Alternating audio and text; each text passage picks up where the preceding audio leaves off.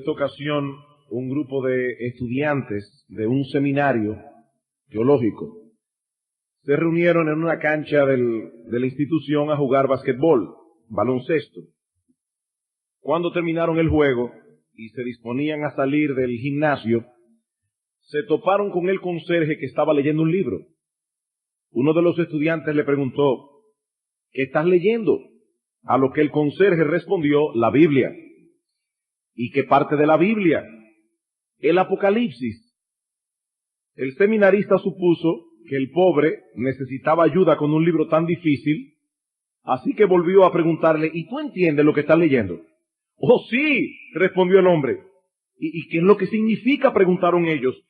Que Jesús ganará, respondió él. Y a eso nosotros podemos añadir: y que todos nosotros compartiremos con él su victoria.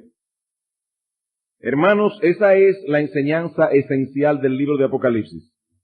La misma enseñanza del libro de Daniel, que hemos venido estudiando con algunas interrupciones como iglesia desde hace ya más de un año.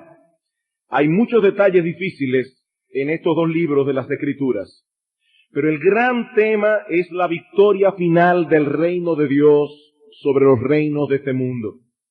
Al final de la historia quedará claramente evidenciado que la victoria es del Señor y de su pueblo. Y eso es precisamente lo que veremos hoy al comenzar a considerar el capítulo 12 de Daniel. Daniel, capítulo 12. Había sido mi intención concluir hoy el libro de Daniel, pero el Señor tenía otros planes. Como vimos la semana pasada, al concluir el estudio del capítulo 11, a Daniel se le dio a conocer en una visión que al final de los tiempos aparecerá en el escenario mundial un líder arbitrario, soberbio, insolente y cruel. Un hombre tan enamorado de sí mismo que procurará ser adorado como un dios y se opondrá con todas sus fuerzas a todo tipo de adoración religiosa. Este anticristo desatará contra la iglesia uno de los ataques más brutales que alguna vez hayan sufrido los cristianos en la historia. Pero como nunca es más oscura la noche que cuando está a punto de amanecer, así también este tiempo de dificultades marcará el principio del fin para las huestes del mal y para todo vestigio de pecado en el mundo. Ahora en el capítulo 12, Daniel nos amplía un poco más este cuadro de los tiempos del fin, presentándonos tres grandes cosas relacionadas con ese tiempo: una gran tribulación, una gran resurrección o una gran liberación y una gran revelación. Una gran tribulación, una gran liberación, una gran revelación. Veamos en primer lugar la gran tribulación. Versículo 1. En aquel tiempo se levantará Miguel, el gran príncipe que está de parte de los hijos de tu pueblo, y será tiempo de angustia, cual nunca fue desde que hubo gente hasta entonces, pero en aquel tiempo será libertado tu pueblo, todos los que se hallen escritos en el libro. Esta expresión, en aquel tiempo, hace referencia al versículo 40 del capítulo 11. Daniel capítulo 11, versículo 40, hablando del anticristo, dice: pero al cabo del tiempo, el rey del sur contenderá con él. Al cabo del tiempo, en el hebreo literalmente dice: en el tiempo del fin. Y ahora Daniel capítulo 12, versículo 1 comienza diciendo: en aquel tiempo, en el tiempo del fin. Versículo 4. Pero tú, Daniel, cierra las palabras y sella el libro hasta el tiempo del fin. Versículo 9. Él respondió: anda, Daniel, pues estas palabras están cerradas y selladas hasta el tiempo del fin. Es obvio, hermanos, que la profecía de Daniel capítulo 12 tiene que ver con el tiempo del fin. En ese tiempo aparecerá el anticristo y su aparición traerá como consecuencia un tiempo de angustia cual nunca fue desde que hubo gente hasta entonces. Para ampliar un poco más este cuadro, Yo los invito a ir conmigo a uno de los pasajes de los evangelios más emocionantes y que más tiene que ver con este tiempo de tribulación. Me refiero al discurso del Señor en el Monte de los Olivos, Mateo 24. Mateo capítulo 24. Este pasaje ha dado no pocos dolores de cabeza a los estudiantes de las Escrituras a través de toda la historia. Y una de las razones para su dificultad es que aquí se mezclan varios eventos que son similares entre sí y hasta cierto punto relacionados, pero que ocurrirán en diversas épocas de la historia. Cuando nosotros estudiamos el capítulo 11 de Daniel, vimos cómo la profecía da un salto enorme en el tiempo, desde la figura de Antíoco Epífanes en el siglo II antes de Cristo, hasta la figura del anticristo, de la cual Antíoco es un prototipo. Y es que las profecías bíblicas muchas veces contemplan los eventos del futuro como alguien que observa a lo lejos el pico de dos montañas. Al observador le parece que los dos picos están inmediatamente uno al lado del otro. Pero si él pudiera verlo desde arriba, se daría cuenta que hay un gran valle entre los dos picos. El propósito de las profecías no es que nosotros podamos colocar todos los eventos futuros en una cronología minuciosamente detallada. No. El propósito es que tengamos una perspectiva del futuro que nos permita vivir en una forma adecuada en el presente. Y para eso, lo más importante no es la cronología, aunque tiene su importancia, pero lo más importante es que nosotros veamos la historia como Dios la ve. Cuando examinamos de cerca el discurso del Monte de los Olivos, nos damos cuenta que el Señor está haciendo uso de esa perspectiva profética para responder una pregunta que los discípulos formulan en el versículo 3. Pero para poder tener el contexto, vamos a leer desde el capítulo 23, versículo 37, hasta el capítulo 24, versículo 2. O versículo 3, perdón. Dice, el Señor acaba de traer una serie de ayes, sobre todo sobre los líderes del pueblo de Israel, y termina diciendo, Jerusalén, Jerusalén, que matas a los profetas y apedreas a los que te son enviados. Cuántas veces quise juntar a tus hijos, como la gallina junta sus polluelos debajo de sus alas, y no quisiste. He aquí, vuestra casa os es dejada desierta. Cristo está profetizando una calamidad sobre el pueblo de Israel, porque os digo que desde ahora no me veréis hasta que digáis, bendito el que viene en el nombre del Señor. Cuando Jesús salió del templo, parece que los discípulos se quedaron pensando en esa calamidad. Cuando el Señor salió del templo y se iba, se acercaron sus discípulos para mostrarle los edificios del templo. Respondiendo él les dijo, ¿veis todo esto? De cierto os digo que no quedará aquí piedra sobre piedra que no sea derribada. Y ahí vienen los discípulos a preguntar. Y estando él sentado en el monte de los olivos, los discípulos se le acercaron aparte diciendo, dinos, ¿cuándo serán estas cosas? ¿Y qué señal habrá de tu venida y del fin del siglo? Noten que la pregunta de los discípulos tiene que ver con tres eventos que ellos están relacionando entre sí, como si fueran a suceder uno detrás del otro. La destrucción del templo, la segunda venida de Cristo y el fin del mundo. Para ellos, la destrucción del templo de Jerusalén, un edificio que era inmensamente grande y fuerte, la destrucción del templo era algo tan improbable que si el templo llegara a ser destruido, tiene que ser que había llegado el fin del mundo.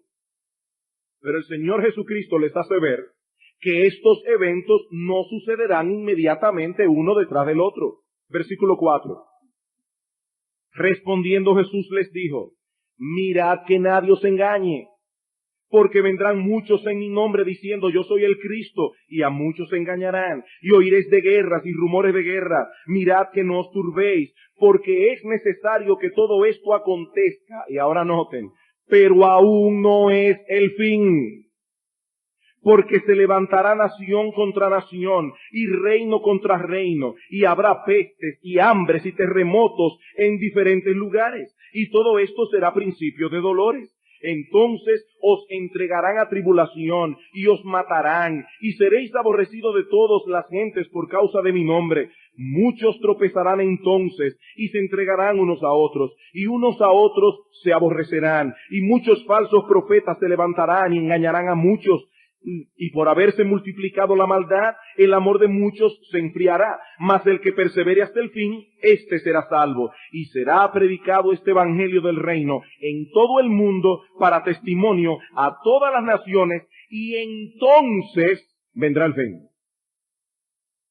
Hermanos, ¿qué es lo que el Señor está diciendo aquí? Que estas señales que se mencionan a partir del versículo 4 no son un indicativo de que está llegando el fin. Ese es el error del que Cristo quiere librar a sus discípulos. Hermanos, estas señales han estado presentes a lo largo de toda la historia con mayor o menor intensidad. Falsos mesías, guerras y rumores de guerra, hambres, terremotos, persecuciones, apostasía, falsos profetas. James Montgomery Boyce le llama a esto señales que no son señales. Cada vez que comienzan a pasar estas cosas, la gente cree que está llegando el fin del mundo. Y Cristo dice, no, no está llegando el fin del mundo. Estas no son señales del fin. Eso es lo que el Señor está diciendo aquí. No lo son. Antes de que yo regrese a la tierra, el evangelio debe ser predicado a todas las naciones. Por eso, cuando ustedes vean todas estas cosas, entiendan, no está llegando el fin. Noten el versículo 6. Oiréis de guerras y rumores de guerras. Mirad que no os turbéis, porque es necesario que todo esto acontezca, pero aún no es el fin. De hecho, más bien Cristo le llama señales que son como dolores de parto. En el versículo 8 dice, y todo esto será principio de dolores. Y el texto está hablando de los dolores de parto. ¿Cómo son los dolores de parto? Bueno, a medida que se va acercando el tiempo en que la mujer va a dar a luz, se hacen más frecuentes y más intensos. Lo que el Señor está diciendo es, estas señales, pestes, hambre, terremotos, guerras, rumores de guerra, van a estar presentes en todas las edades. Ahora bien, cuando esté llegando el fin, entonces esas señales se harán cada vez más frecuentes, se harán cada vez más intensas. Habiendo aclarado esto, ahora el Señor va a responder la pregunta que los discípulos hicieron sobre la destrucción del templo. Y dice en el versículo 15, por tanto, vean la conexión, por tanto, como la destrucción del templo no coincide con el fin del mundo, por tanto, cuando veáis en el lugar santo la abominación desoladora de que habló el profeta Daniel, el que lee, entienda, no piensen que está llegando el fin y que se pueden quedar confiados en Jerusalén esperando mi venida. No, los que estén en Judea huyan a los montes. Porque los discípulos podían pensar, si Cristo no le hubiera dado esa advertencia, cuando vieran a los romanos destruyendo el templo, ellos pensarían, ya llegó el fin del mundo. Vamos a esperar aquí, sentados tranquilos, que los romanos no nos van a hacer nada, porque Cristo va a volver por segunda vez. Dice Cristo, no es el tiempo del fin. Huyan a los montes. Así como el templo fue profanado en los días de Antíoco Epífanes, cuando este rey malvado colocó en el templo una imagen de Zeus Olimpo y le sacrificó una puerca en el altar, así también el templo sería profanado otra vez. Esta profecía se cumplió, como muchos de ustedes saben, en el año 70 después de Cristo, cuando las legiones romanas comandadas por Tito sitiaron a Jerusalén teniendo el estandarte de César, la cual colocaron en el templo un hombre al que ellos adoraban como a Dios. Y finalmente los romanos destruyeron el templo. Y tal como el Señor profetizó en el versículo 2, la destrucción fue tan grande que no quedó en el templo una piedra sobre otra. Una destrucción total. Y lo que vino inmediatamente después fue una masacre horrible. Por eso es que Cristo advierte a los suyos que debían huir de Judea tan pronto estas cosas comenzaran a ocurrir. Versículo 16. Entonces los que estén en Judea huyan a los montes. El que esté en la azotea no descienda para tomar algo de su casa. Y el que esté en el campo no vuelva atrás para tomar su capa. Huyan, dice Cristo. Mas ay de las que estén en cinta y de las que críen en aquellos días. Orad pues que vuestra huida no sea en invierno, ni en día de reposo, porque los fariseos habían hecho tanto prurito con el día de reposo, que mucha de esta gente no iba a recibir ayuda. Y de hecho, para algunos que todavía tenían en su mente algunas cosas como estas, en el tiempo de Antíoco Epífanes, porque una parte de la huida fue en día de reposo, muchos judíos sufrieron más de la cuenta. Dice Cristo, orad que vuestra huida no sea en invierno, ni en día de reposo, porque habrá entonces gran tribulación, cual no la ha habido desde el principio del mundo hasta ahora, ni la habrá. Y si aquellos días no fueren acortados, nadie sería salvo, mas por causa de los escogidos, aquellos días serán acortados. Ahora, hermanos, ¿cómo nosotros podemos saber con certeza que esta profecía se refiere a la destrucción del templo en el 70 después de Cristo? En el 70, una profecía que ya se cumplió. Vamos a Lucas, capítulo 21. Lucas, capítulo 21. Versículo 20. Noten la similitud de los pasajes.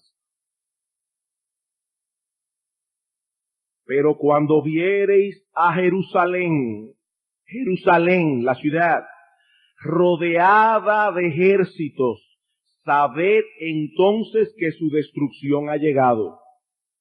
Entonces los que estén en Judea, huyan a los montes, el mismo pasaje, y los que en medio de ella, váyanse, y los que estén en los campos, no entren en ella, porque estos son días de retribución para que se cumplan todas las cosas que están escritas. Mas ay de las que estén en cinta y de las que críen en aquellos días, porque habrá gran calamidad en la tierra e ira sobre este pueblo, y caerán a filo de espada, y serán llevados cautivos a todas las naciones, y Jerusalén será hollada por los gentiles hasta que los tiempos de los gentiles se cumplan. Es obvio, hermanos, que aquí se está hablando de algo que ya pasó.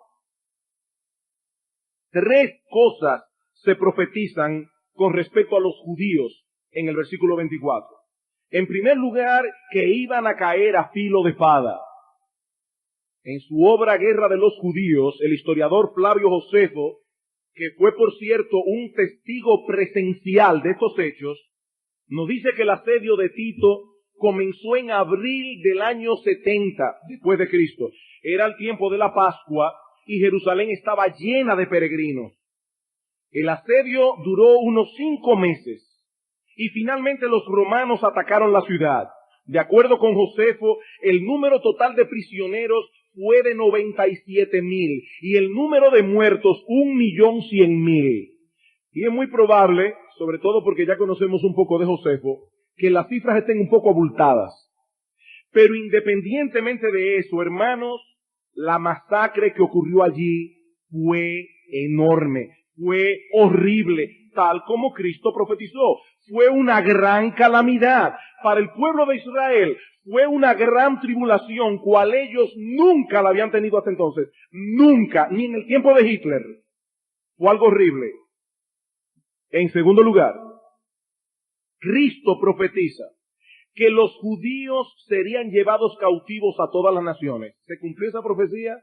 Sí, se cumplió. Y en tercer lugar, que Jerusalén sería hollada por los gentiles hasta que los tiempos de los gentiles se cumplan. En el año 132 después de Cristo, los romanos expulsaron definitivamente a todos los judíos de Jerusalén. No quedó ni uno. Por un tiempo ni siquiera se les permitía visitar la ciudad, que de paso fue bautizada otra vez, fue rebautizada con el nombre de Aelia Capitolina, dejó de llamarse Jerusalén, y por primera vez a la tierra de Israel se le llamó Palestina, que significa tierra de los filisteos.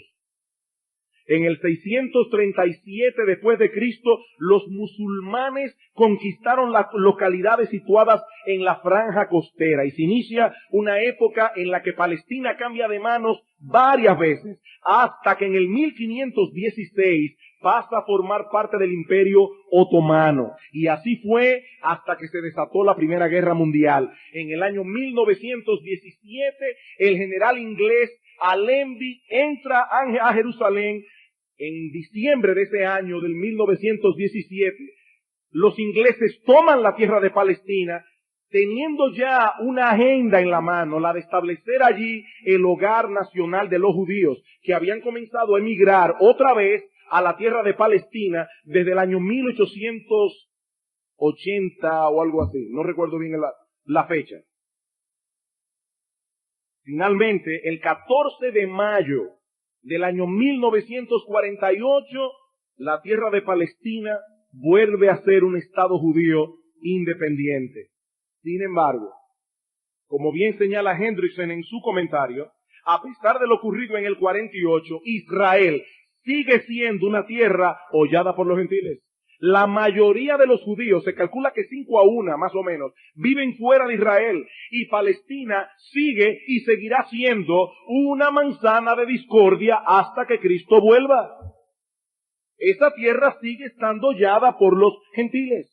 Ahora, el punto es, hermanos, que la tribulación que sufrieron los judíos en la caída de Jerusalén en el 70 es un prototipo de la gran tribulación que sufrirán los cristianos a mano del anticristo. Por eso es que así como la profecía de la abominación desoladora se aplicó a Antíoco y se aplicó también a Tito, la misma profecía, en este caso, la profecía de que habrá una gran tribulación se aplicó en el 70 y se aplicará otra vez en los tiempos del anticristo. Solo que con una gran diferencia. La del 70 fue localizada. La del anticristo será mundial.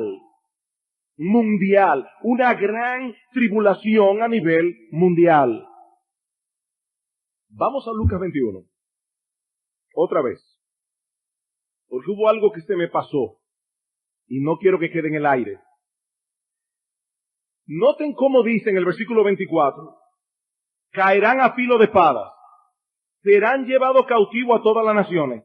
Jerusalén será hollada por los gentiles hasta que los tiempos de los gentiles se cumplan. Versículo 25. Entonces, cuando se cumplan los tiempos de los gentiles, habrá señales en el sol, en la luna, en las estrellas y en la tierra. Está hablando allí de la segunda venida de Cristo. Es allí donde encaja Mateo capítulo 24, versículo 29. Mateo 24, versículo 29. E inmediatamente después de la tribulación de aquellos días, el sol se oscurecerá, la luna no da su resplandor, las estrellas caerán del cielo, las potencias de los cielos serán conmovidas, y entonces aparecerá la señal del Hijo del Hombre en el cielo. Yo decía el domingo pasado que muchos buenos hermanos en Cristo entienden que nosotros no estaremos aquí cuando surja el anticristo y cuando el mundo se vea envuelto en esta gran tribulación. Pero eso no concuerda con lo que el texto enseña. Dice en el versículo 31 que cuando aparezca el Hijo del Hombre sobre las nubes del cielo con poder y gran gloria, versículo 31, enviará sus ángeles con gran voz de trompeta y juntarán a sus escogidos. Allí es que ocurre el arrebatamiento de la iglesia. Antes de la destrucción total que va a haber en la tierra cuando Cristo vuelva, el Señor entonces sacará a los suyos de aquí, en ese momento. Juntará a sus escogidos de los cuatro vientos de un extremo del cielo hasta el otro. Y eso concuerda perfectamente con lo que Pablo enseña, ahora sí, en 2 Tesalónica, capítulo 2. 2 Tesalónica, capítulo 2. Versículos 1 al 4. Pero con respecto a la venida de nuestro Señor Jesucristo y nuestra reunión con Él, os rogamos, hermanos, que no os dejéis mover fácilmente de vuestro modo de pensar, ni os conturbéis ni por espíritu, ni por palabra, ni por carta como si fuera nuestra, en el sentido de que el día del Señor está cerca. ¿Qué le dice Cristo a los discípulos? Cuando le digan, allí está el Cristo, no lo creáis, no es el tiempo del fin. Los hermanos de Tesalónica estaban pasando persecución y algunos de ellos estaban interpretando la persecución como que ya estaba llegando el fin, y Pablo dice, no, nadie os engañe en ninguna manera, porque ese día, el día del Señor y nuestra reunión con Él, el arrebatamiento de la iglesia, eso no vendrá sin que antes venga la apostasía y se manifieste el hombre de pecado, el hijo de perdición, el cual se opone y se levanta contra todo lo que se llama Dios o es objeto de culto, tanto que se siente en el templo de Dios como Dios, haciéndose pasar por Dios. Pablo dice, eso no ocurrirá hasta que eso venga. La apostasía y el hombre de pecado. Algunos hermanos usan Apocalipsis capítulo 3, versículo 10, como una prueba de que los cristianos no estarán aquí en ese tiempo de tribulación. Apocalipsis capítulo 3, versículo 10.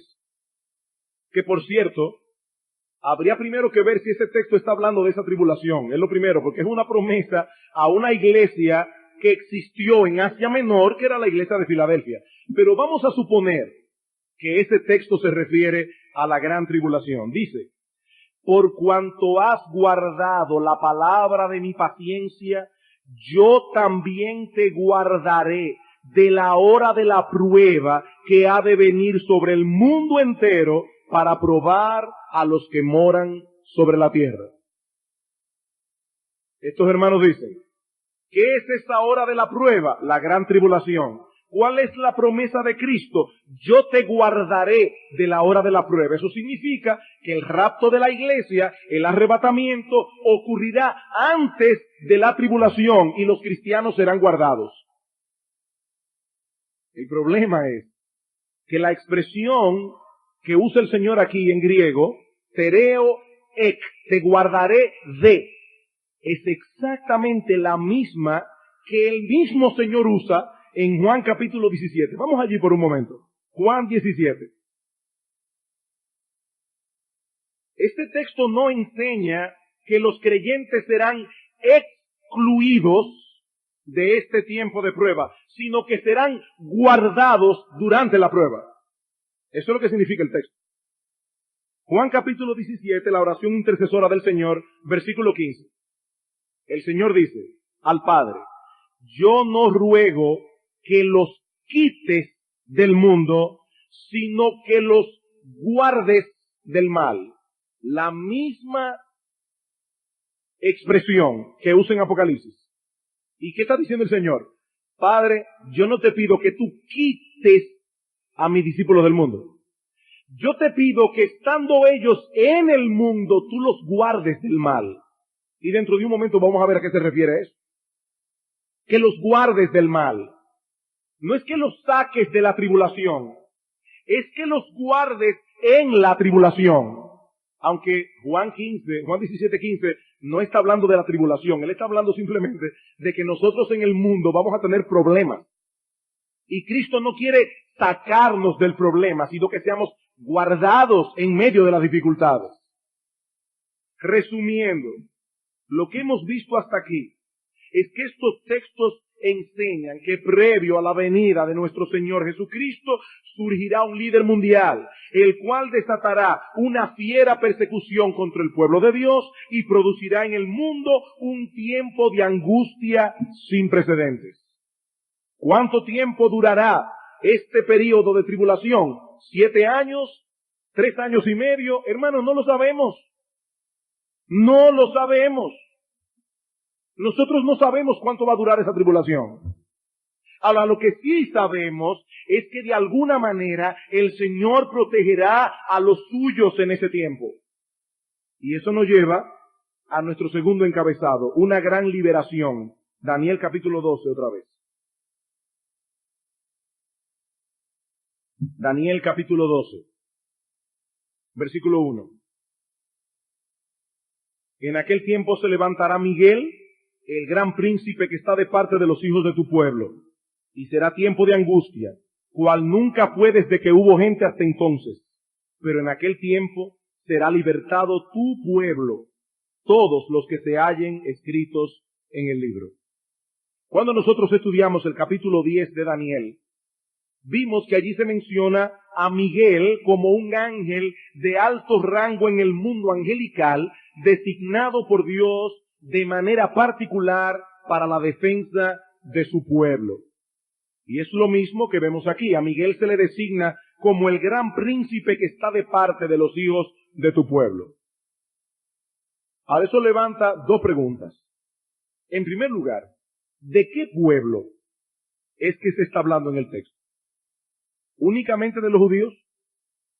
Segunda pregunta, ¿en qué consiste esa protección o liberación que menciona el texto? Porque en otros lugares se nos revela que muchos creyentes morirán en los días del anticristo.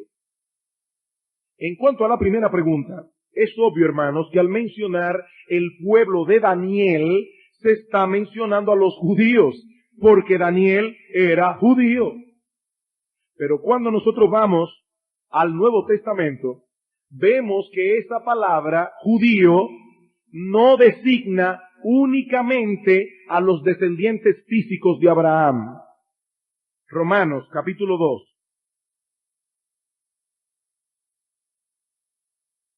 Romanos capítulo 2. Nuestros queridos hermanos dispensacionalistas nos dicen que nosotros alegorizamos el texto bíblico porque utilizamos la palabra Israel para designar a la iglesia. Pero resulta que nosotros no estamos alegorizando absolutamente nada. Yo no creo en la interpretación alegórica de las Escrituras. Yo creo que la Escritura debe interpretarse literalmente. Ahora, cuando hablamos de una interpretación literal, lo que nosotros queremos decir es que debemos interpretar cada cosa en la Escritura como la Escritura la interpreta. Nosotros no podemos asignar un significado a una palabra y después forzar a que todos los textos bíblicos en que usa esa palabra signifique eso. No, nosotros tenemos que preguntarnos, ¿cómo interpreta la Biblia este texto? ¿Cómo interpreta la Biblia misma esta palabra? Bueno, ¿cómo lo interpreta la Biblia? Vamos a Romanos capítulo 2. Versículo 28. Pues no es judío el que lo es exteriormente, ni es la circuncisión la que se hace exteriormente en la carne, sino que es judío el que lo es en lo interior, y la circuncisión es la del corazón, en espíritu, no en letra, la alabanza del cual no viene de los hombres, sino de Dios. Cuando Cristo nos salva, Él nos circuncida el corazón, dice Colosenses. Así que, hermanos, todos nosotros somos circuncidados. Y por lo tanto, todos nosotros somos judíos, espiritualmente. Eso es lo que Pablo está diciendo allí. Romanos capítulo 4. Versículo 9. Luego de mencionar un salmo que dice, bienaventurado el varón a quien el Señor perdona sus pecados. Ahora noten la pregunta de Pablo. Parece que Pablo no era dispensacionalista. Dice él, ¿es pues esta bienaventuranza solamente para los de la circuncisión? Es decir, ¿solamente para los judíos? ¿O también para los de la incircuncisión? Es decir, para los gentiles. Para ti y para mí, que nacimos en San Juan de la Maguana, en Baní, en Asua. ¿Para quién es? Dice Pablo, porque decimos que a Abraham le fue contada la fe por justicia. Y ahora noten el razonamiento de Pablo. ¿Cómo pues le fue contada? ¿Estando en la circuncisión o en la incircuncisión? Pablo se pregunta, cuando el Señor le dijo que él había sido justificado por la fe, ¿estaba circuncidado? Eso es lo que le está preguntando. No. La señal vino después. Le hablan en Génesis, dice, el mismo Pablo responde, no en la circuncisión, sino en la incircuncisión. Abraham recibió la promesa de justificación por fe siendo un incircunciso. Y recibió, versículo 11, la circuncisión como señal, como sello de la justicia de la fe que tuvo estando aún incircunciso. Y miren la conclusión que saca Pablo.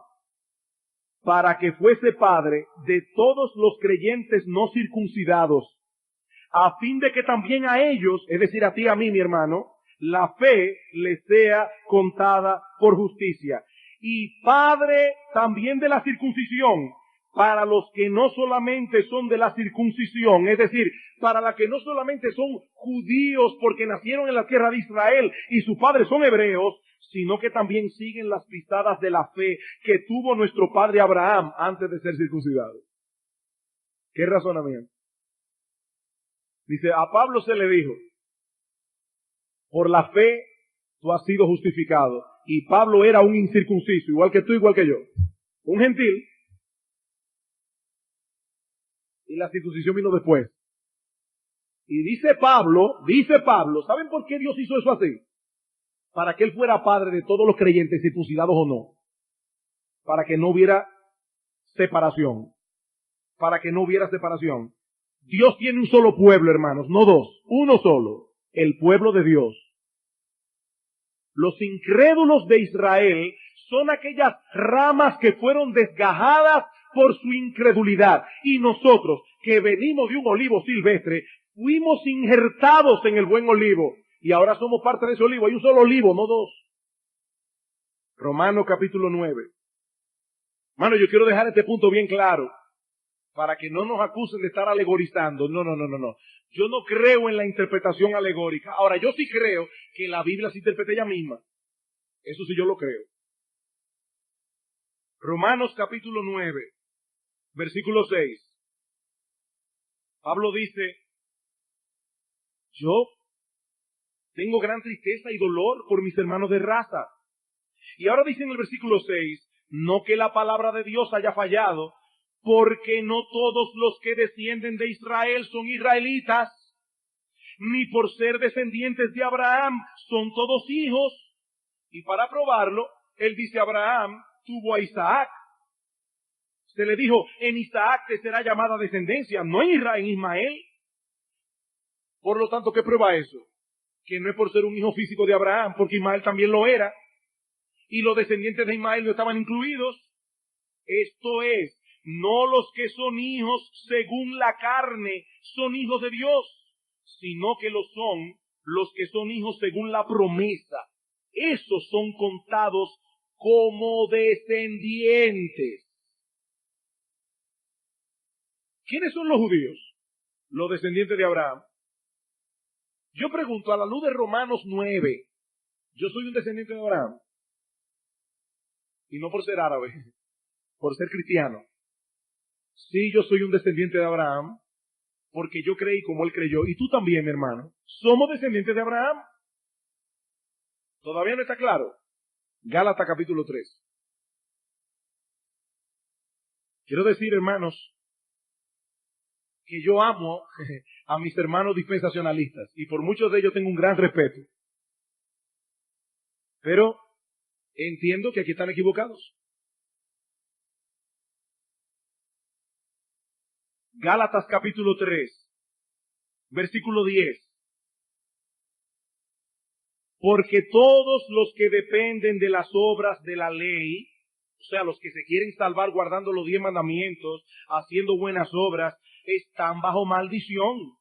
Pues escrito está, maldito todo aquel que no permaneciera en todas las cosas escritas en el libro de la ley para hacerlas. Y que por la ley ninguno se justifica para con Dios, es evidente, porque el justo por la fe vivirá. Y la ley no es de fe, sino que dice, el que hiciere estas cosas vivirá por ellas. Cristo, gloria al Señor por eso, nos redimió de la maldición de la ley, hecho por nosotros maldición, porque está escrito, maldito todo el que es colgado en un madero. Y ahora lo oye el versículo 14, escuchen. Para que en Cristo Jesús, Él hizo eso, para que en Cristo Jesús la bendición de Abraham alcanzase a los gentiles, a fin de que por la fe recibiésemos la promesa del Espíritu. Cristo nos redimió de la maldición de la ley para que nosotros seamos benditos en Abraham. ¿Qué implica eso? Versículo 27. Eso implica que todos los que habéis sido bautizados en Cristo, de Cristo estáis revestidos. Ya no hay judío ni griego, no hay esclavo ni libre, no hay varón ni mujer, porque todos vosotros sois uno en Cristo Jesús. Ya no hay judío ni gentiles, todos somos uno en Cristo. Ahora, hermanos, ¿quién era Cristo? En relación a Abraham, él era el gran descendiente de Abraham. Noten unos versículos anteriores, el versículo 16 del capítulo 3 de Gálatas. Dice allí Pablo, ahora bien, a Abraham fueron hechas las promesas y a su simiente. En singular, se le hizo una promesa a Abraham y a su simiente. Y Pablo aclara, no dice y a las simientes como si hablase de muchos, sino como de uno y a tu simiente, la cual es Cristo. ¿Qué dice Pablo que pasa con aquel que ha sido bautizado en Cristo Jesús? Que de Cristo está revestido. Ya tú y yo estamos en Cristo. ¿Cuál es la conclusión? Versículo 29. Leímos el 28, ya no hay judío ni griego, no hay esclavo ni libre, no hay varón ni mujer, porque todos vosotros sois uno en Cristo Jesús. Y si vosotros sois de Cristo, ciertamente linaje de Abraham sois, y herederos según la promesa. Yo espero, hermano, que no haya ninguna duda ya. ¿Cuál es el pueblo de Daniel? ¿Cuál es ese pueblo de Israel que será guardado, que será protegido, que será librado? Los creyentes en Cristo. Los cristianos que estén vivos en esa época. No está hablando de un pedacito de tierra en Palestina. Está hablando del pueblo de Dios. Y el pueblo de Dios es la iglesia de Jesucristo. Ellos son los descendientes de Abraham por la fe. Por eso cuando en Daniel 12:1, volvamos al texto otra vez, se promete liberación, el texto dice al final, en aquel tiempo será libertado tu pueblo, y aclara, todos los que se hallen escritos en el libro. Y eso es una expresión que se usa en la Escritura para hablar de los que son salvos en el libro de la vida. ¿Recuerdan ustedes cuando los discípulos llegaron muy emocionados a decirle al Señor, hasta los demonios se nos sujetan en tu nombre? En Lucas capítulo 10, versículo 20, el Señor dice, no se regocijen de que los demonios se sujetan en vuestro nombre. Regocíjense de que vuestro nombre esté escrito en el libro en los cielos. Se hayan escrito en los cielos. Este es el libro de los salvos, no de los judíos, de los salvos, sean judíos o no. Judíos o no. ¿Y qué clase de liberación es la que se promete aquí a los creyentes? Esa es la otra pregunta. Bueno, obviamente, no se trata de ser totalmente librados de padecer aflicciones. En ningún lugar de la Biblia se le promete al creyente una vida libre de dificultades. Todo lo contrario, todo lo contrario. El Señor dijo, en el mundo tendréis aflicción. Y en Hechos capítulo 14, versículo 22, Pablo dice, es necesario que a través de muchas tribulaciones entremos en el reino de Dios. Y en 2 Timoteo capítulo 3, versículo 12, dice Pablo, todos los que quieran vivir piadosamente en Cristo Jesús padecerán persecución. Nadie, ningún creyente será librado de eso. Y si hay un tiempo en que eso será manifiesto como en ninguna otra época de la historia, es en esa tribulación final. Ahora hay tres maneras en que el Señor librará a su pueblo en esos días. En primer lugar, y esto lo digo sobre todo Yo no sé cuándo serán esas cosas. Tal vez tú y yo no la veamos. Pero muchos creyentes se preguntan, ¿y si a mí me toca pasar por eso? ¿Yo sería capaz de mantener firme mi fe en Cristo? Mi hermano, en primer lugar, el Señor guardará las almas de los verdaderos creyentes para que no claudiquen en medio de la persecución. El Señor los librará en ese sentido. En ese sentido. Romanos capítulo, bueno, el tiempo se me está yendo, pero en Romanos capítulo 8, versículo 35 al 39, búsquenlo en su casa. Pero allí Pablo dice, ¿quién nos separará del amor de Cristo? ¿Tribulación? ¿Persecución? ¿Hambre? ¿Peligro? ¿Espada? Dice Pablo, no. Antes, en todas esas cosas, somos más que vencedores por medio de aquel que nos amó. Pablo no está diciendo allí, no se preocupen, que ustedes nunca van a pasar peligro, espada. No. Él está diciendo, sí van a pasar esas cosas. Pero en todas esas cosas, somos más que vencedores. Por medio de aquel que nos amó. En segundo lugar, el Señor restringirá al anticristo para que no lleve a cabo sus propósitos de exterminar completamente a la iglesia. El Señor prometió que su iglesia habría de perdurar en el mundo hasta el fin de los siglos. Es por eso que, a pesar de todas las persecuciones que se han desatado contra la iglesia a través de toda la historia, todavía estamos en pie. Y han sido muchas las veces que han sonado las campanas para hablar de la muerte del cristianismo, solo que el cadáver nunca apareció. Aquí estamos todavía en el 2003 predicando la palabra de Dios.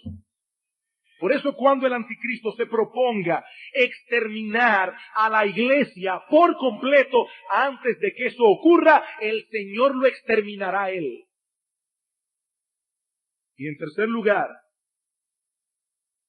aún los que tenga que pagar con sus vidas en la gran tribulación, serán finalmente liberados. ¿Por qué?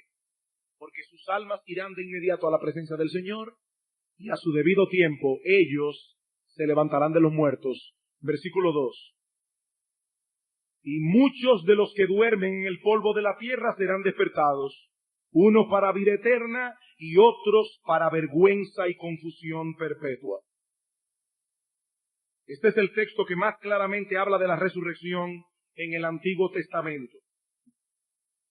Y noten que hace una referencia a resurrección de justos y de injustos. Dice, serán despertados, uno para vida eterna, otros para vergüenza y confusión perpetua. Ahora, el foco primordial del texto son precisamente aquellos que mueran en el tiempo del anticristo. Ese es el foco de la profecía. Por eso es que dice, muchos de los que duermen en el polvo serán despertados. Porque muchos quedarán vivos hasta la venida del Señor, pero muchos morirán y esos muchos resucitarán. La bendición de los mártires de la fe en ese tiempo no será menor que la de aquellos que estén vivos cuando Cristo vuelva. Serán despertados. Y no hay varias resurrecciones, hay una sola. En Juan capítulo 5, versículos 28 y 29 dice Cristo, no os maravilléis de esto, porque vendrá hora cuando todos los que están en los sepulcros oirán su voz, todos en la misma hora. Unos saldrán a resurrección de vida, dice el Señor, otros a resurrección de condenación, en el mismo momento. Amigo mío, la Biblia no enseña en ningún lugar que el alma se destruye o que el alma duerme después de la muerte. No.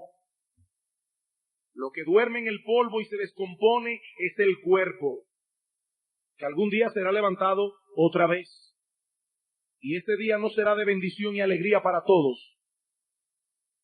Los que murieron en sus pecados, los que rehusaron aceptar las buenas nuevas de salvación en Cristo, saldrán a una resurrección de vergüenza y confusión perpetua. Perpetua. Y mi amigo, así como todas las profecías bíblicas, o muchas profecías bíblicas se han cumplido ya, esta se cumplirá también. ¿Tú puedes creerlo? Todos los cuerpos muertos serán resucitados, pero no todos experimentarán el mismo destino. Algunos serán levantados para disfrutar en cuerpo y alma la vida eterna que Cristo compró para ellos en la cruz del Calvario, y de la cual vinieron a ser partícipes por la fe. El resto será levantado para sufrir en cuerpo y alma el castigo que merecen por sus pecados. El que merecen. Ahora yo te pregunto, ¿cuál será tu destino en aquel día? El tuyo. ¿En cuál de los dos grupos vas a estar tú? Porque hay solo dos destinos, mi amigo, solo dos. Vida eterna, dice Daniel, vergüenza y confusión perpetua. El disfrute de la presencia de Dios por los siglos de los siglos, el terrible castigo de estar eternamente separados de esa presencia bendita. Solo dos. Y yo los invito luego a leer en su casa, pero no tengo el tiempo. Segunda a Tesalónica, capítulo 1, versículos 6 al 10. Dice que serán excluidos de la presencia del Señor y de la gloria de su poder por los siglos de los siglos. ¿Tú quieres tener una idea de cuán terrible es la condenación del infierno? Medita en esto, mi amigo. La segunda persona de la Trinidad se hizo hombre y luego murió en una cruz para rescatar a pecadores de ese castigo. Ahora yo te pregunto, ¿qué clase de castigo es ese que el Hijo de Dios estuvo dispuesto a llevar a cabo semejante sacrificio? ¿Qué castigo es ese?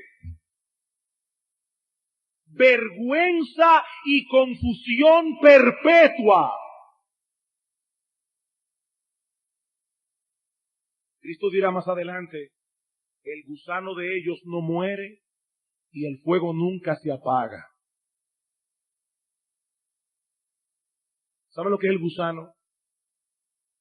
Muchos buenos comentaristas, y yo lo creo así, entienden que se refiere a la conciencia.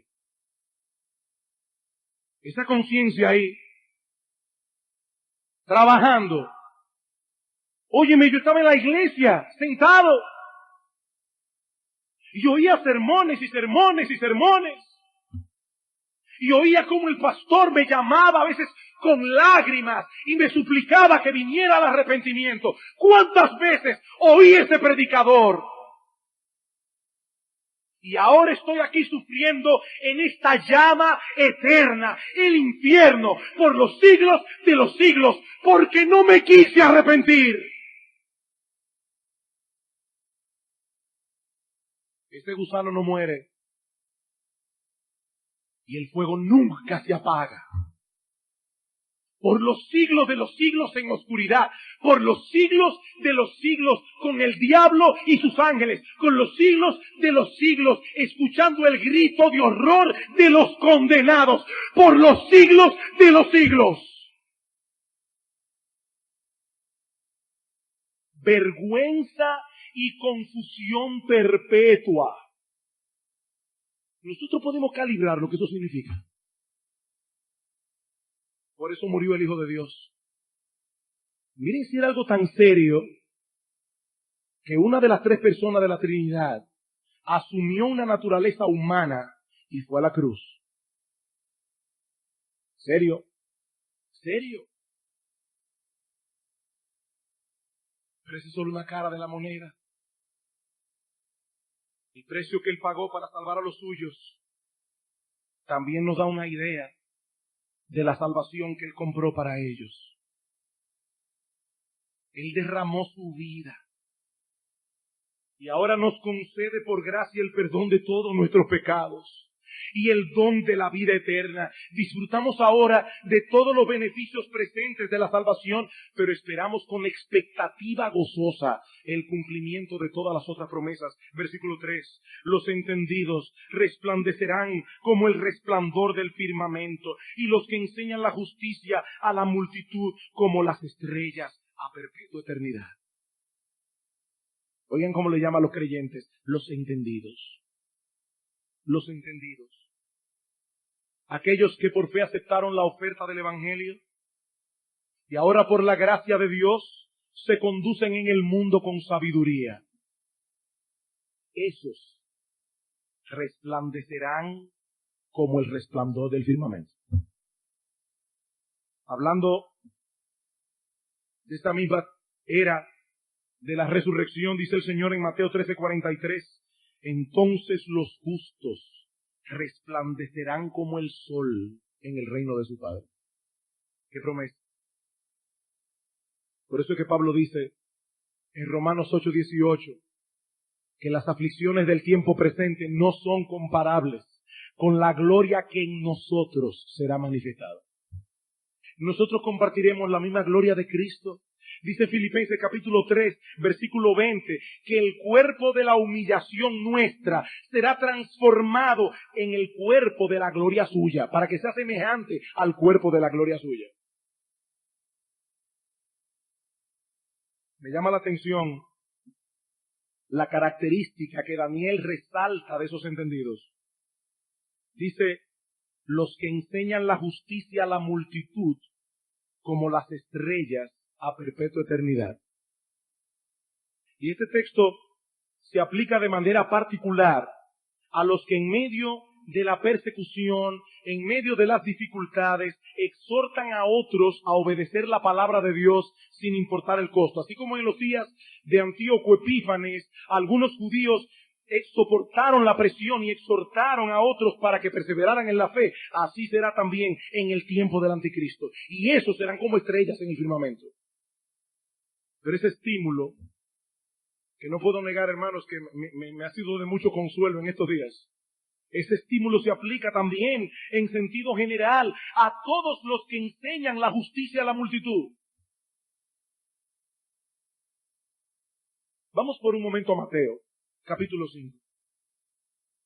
Mateo 5:17. No penséis que he venido para abrogar la ley o los profetas. No he venido para abrogar, sino para cumplir.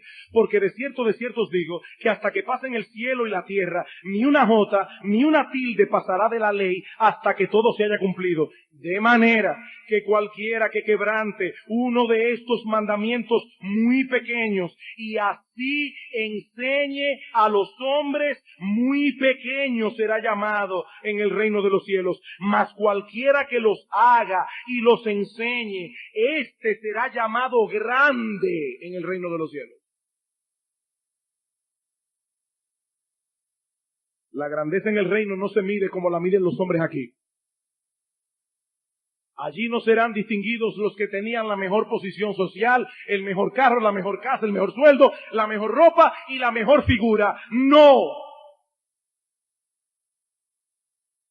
Allí serán distinguidos los que con sinceridad de corazón se dispusieron a obedecer los mandamientos de Dios, resumidos y condensados en el decálogo, y así enseñaban a los demás con sus palabras y con su ejemplo. Estos hombres y mujeres no tomaban en poco el primer mandamiento, amarás al Señor sobre todas las cosas. No tomaban a la ligera el segundo mandamiento, que nosotros debemos adorar a Dios como Él lo ha instituido. No tomaban el nombre de Dios en vano, no tomaban el día del Señor en vano.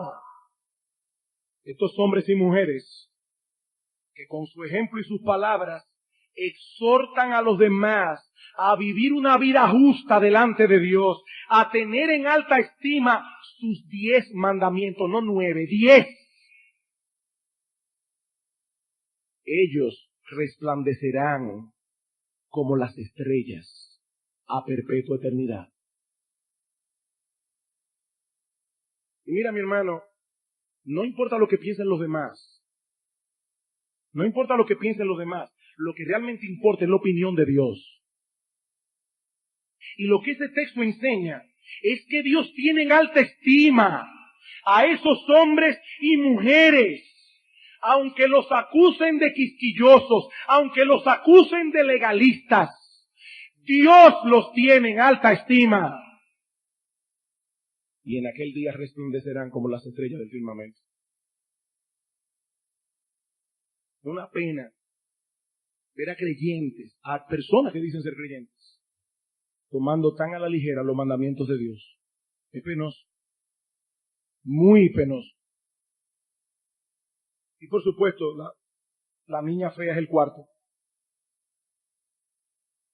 Día de reposo para Jehová tu Dios. No harás en él obra alguna tú, ni tu hijo, ni tu hija, ni tu siervo, ni tu sierva. Ni trabajarás tú, ni harás que otros trabajen por ti, a menos que no sea una necesidad. Eso no se debe tomar a la ligera. Eso está en el decálogo igualito que los otros.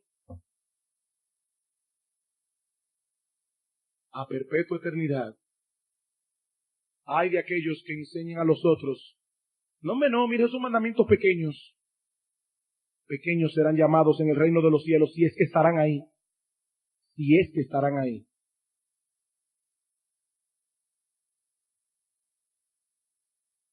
Versículo 4. Y ya con esto termino. Una gran tribulación, una gran liberación, una gran revelación. Pero tú, Daniel, cierra las palabras y sella el libro hasta el tiempo del fin. Muchos correrán de aquí para allá y la ciencia se aumentará. Los persas tenían la costumbre de hacer una copia de los libros que debían ser preservados para la posteridad. Y los sellaban no para que nadie pudiera leerlos, sino todo lo contrario. Eran sellados para que fuesen preservados y leídos por las generaciones futuras. Esa es la idea. Lo que el Señor está diciendo a Daniel es que esta profecía contenía en su libro, debía ser preservada para la posteridad. Estas palabras serían de mucho consuelo para los creyentes de todas las edades, pero sobre todo para los que tengan que vivir el tiempo del fin. Tristemente, no todos disfrutarían de ese consuelo. Dice que muchos correrán de aquí para allá y la ciencia se aumentará. Y la idea es que muchos desecharán la palabra de Dios. La desecharán y tratarán de encontrar respuesta en otros lugares. Y como consecuencia, el conocimiento aumentará, pero no les servirá de nada en cuanto a los aspectos más importantes de la vida. Moviéndose de una teoría a la otra teoría, de un experto al otro experto, buscando aquí y allá lo que solo Dios puede darle. Y a final de cuentas, todo este conocimiento será vano, porque seguirán teniendo el mismo desasosiego en el alma. O lo que es aún peor, una paz ficticia. Todavía peor. Sí, ciertamente, hay muchas cosas complicadas en el libro de Daniel. Yo le decía a alguien estos días, este libro me ha drenado. Sí, hay cosas difíciles, complicadas. Pero hermanos, hay algo que está claro y diáfano como la luz del mediodía. La historia humana se dirige inexorablemente al establecimiento del reino de Dios. Eso está claro. Allí los suyos resplandecerán como el resplandor del firmamento, como el sol, como las estrellas a perpetua eternidad. Mi hermano, medite en esto. Las aflicciones del tiempo presente no son comparables con la gloria que en nosotros habrá de manifestarse. No es comparable. Pero todavía no hemos llegado a la gloria. Todavía no hemos llegado. Pero sin duda, nos encaminamos hacia allí. Aún no se ha manifestado lo que hemos de ser. Cuando Él se manifieste, seremos semejantes a Él, porque le veremos tal y como Él es. Esa es nuestra esperanza, hermano. Y mi amigo, esta puede ser tu esperanza, si tú pones hoy tu confianza en Jesucristo. Que Dios tenga misericordia.